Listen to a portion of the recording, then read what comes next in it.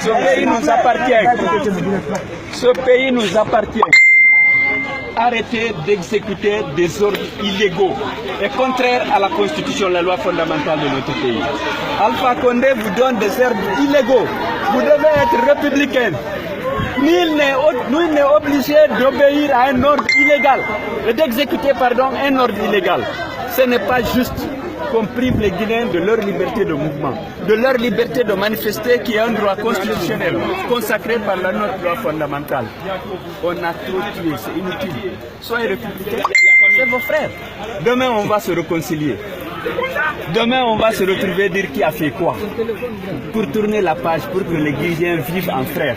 Mais si vous continuez d'exécuter les ordres d'Alpha Condé, vous allez être en conflit avec la République, en conflit avec le peuple de Guinée.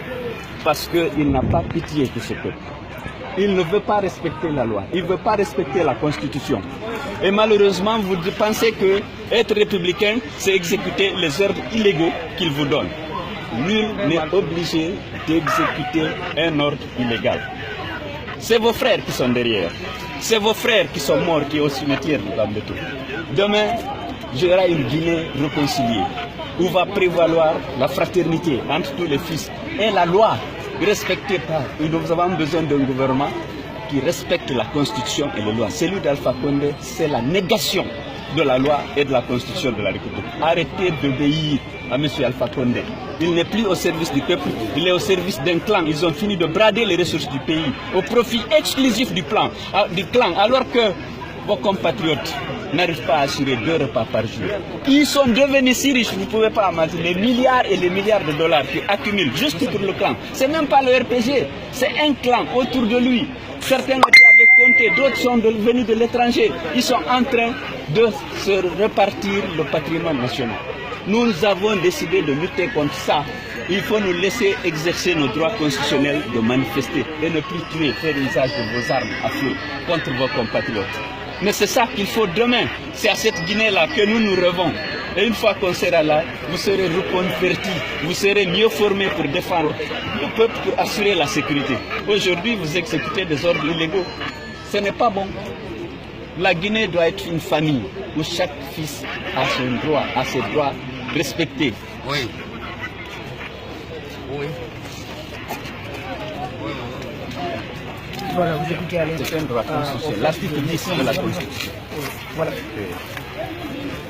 C'est pas juste. On a déjà un cadavre à la mort.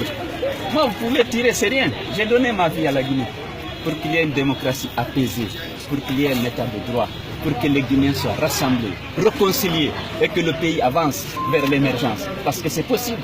Les potentialités énormes que la nature a doté la Guinée sont suffisantes pour qu'aucun Guinéen ne dorme sans dîner, pour qu'aucun Guinéen ne puisse s'offrir l'éducation, la santé, le logement décent et un emploi.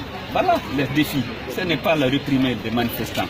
Le défi, c'est comment assurer au moins 2 repas par jour à tous les Guinéens. Aujourd'hui, 56% de la population vivent avec moins d'$1 par jour.